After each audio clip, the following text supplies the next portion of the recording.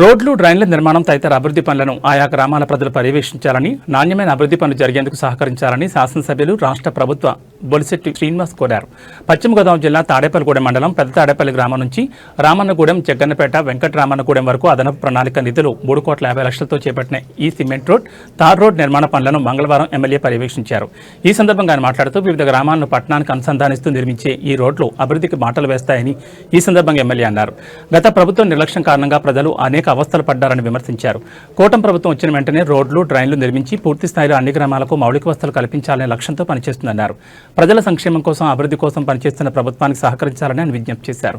ఈ కార్యక్రమంలో తాడేపల్లిగూడెం మండల జనసేన పార్టీ అధ్యక్షుడు అడప ప్రసాద్, పెంటపాడు మండల జనసేన అధ్యక్షులు పుల్లాబాబి, పరిమి సురేష్, ఎంపీటీసీ గోవింద్, బండి బుజ్జిబాబు, పరిమి సూర్యనారాయణ, పాలూరు వెంకటేశ్వరరావు, రామలక్ష్మణ్, మద్దిపాటి ధర్మేంద్ర, మద్దిపర్తి రవితేజ, వ్రత బాలాజీ, కూటమి నాయకులు, కార్యకర్తలు పాల్గొన్నారు.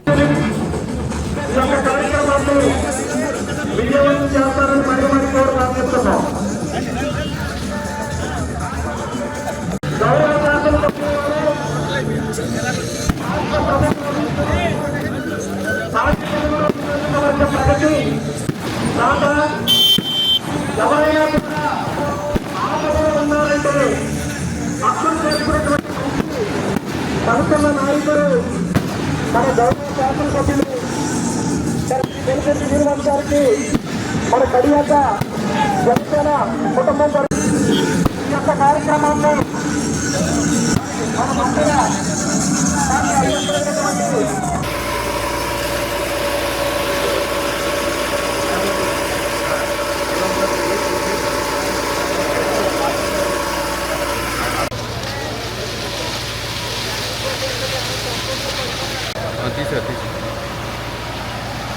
తాడిపిల్లి ఓకే.